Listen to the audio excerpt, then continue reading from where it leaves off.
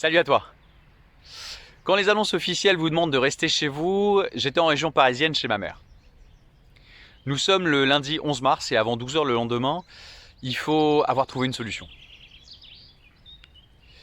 Rester chez ma mère dans son joli appartement de région parisienne, c'était difficilement concevable. Quand j'ai fermé la porte, je lui ai laissé un petit message en lui disant je ne te quitte pas comme un voleur, j'ai juste peur enfermé. Elle a très bien pris les choses, elle savait que c'était impossible. Donc la première chose que j'ai faite, j'ai regardé un billet pour la Colombie, pour me retrouver en forêt amazonienne dans ma famille de cœur, des chamans de Mocoa. Mais c'était plus possible. Plus de vol et puis une quarantaine en arrivant là-bas. Donc obligé de me retrancher sur la France. La France, très bien. Ma grand-mère en Normandie, assez âgée, voulait rester toute seule. Plus que compréhensible. Et donc je me souvenais que mon oncle avait un chalet d'alpage en Chartreuse, en Savoie. Et l'hiver, il passe plutôt du temps en fait chez sa femme. Et donc pour le coup, me voilà débarqué à 18h47 dans ce hameau de moyenne montagne au pied de sentiers et d'une cascade magnifique. Mon oncle vivant chez son ami, j'étais tout seul. Les voisins, un peu intrigués de me voir, en prenant avec respect les consignes du Covid, m'ont mis gentiment à l'écart. Mais je disais, putain, encore un Parisien qui débarque.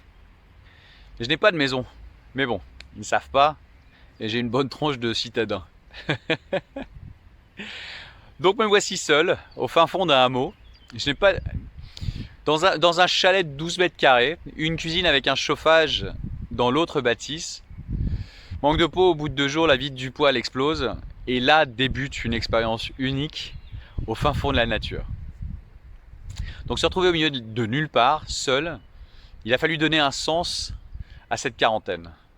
Étant fan comme tout voyageur de Into the Wild, j'ai décidé de m'écrire une histoire personnelle, faire de ce moment étonnant un moment unique, travailler sur moi et comprendre un peu plus qui j'étais. Prendre le temps et regarder s'épanouir la nature et être spectateur du plus merveilleux des spectacles au monde. Les neiges ont cédé aux personnages et à la fin de mon confinement, les herbages avaient dépassé 50 cm de hauteur. Dans le plus personnel, j'ai depuis petit le complexe du sauveur.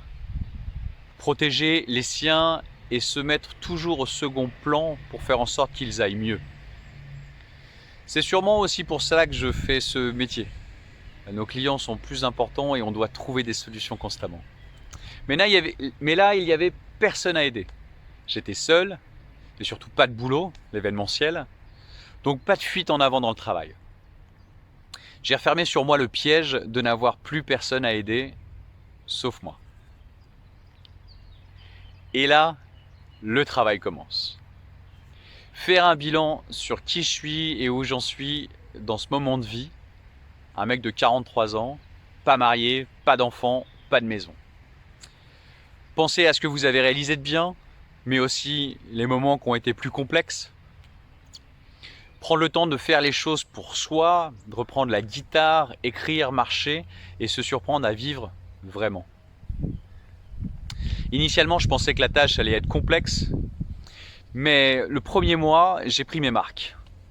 Descendre au village une fois par semaine, à 4 km, pour aller faire les courses, se rendre compte qu'on peut vivre avec 50 € par semaine. Ce qui était formidable surtout, c'est que je cuisinais en fait dans les casseroles de ma grand-mère paternelle. Un vrai retour aux sources. C'est seulement après 30 jours où j'ai vécu 15 jours délicats. L'isolement vous fait prendre un autre rythme et vous fait vraiment être seul.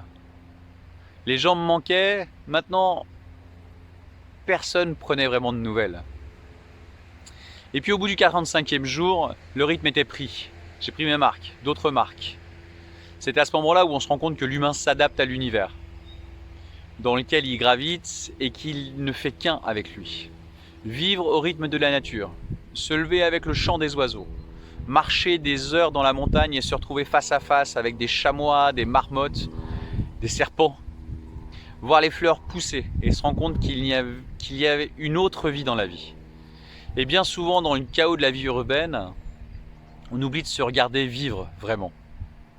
Donc non, je ne suis pas devenu fou, et bien au contraire. J'ai vécu un moment unique, seul et passionnant. Encore une fois, si vous avez des questions, n'hésitez pas à laisser un message et je prendrai volontiers le temps d'y répondre. La suite dans une prochaine vidéo. Et comme à chaque fois, à bon entendeur, salut!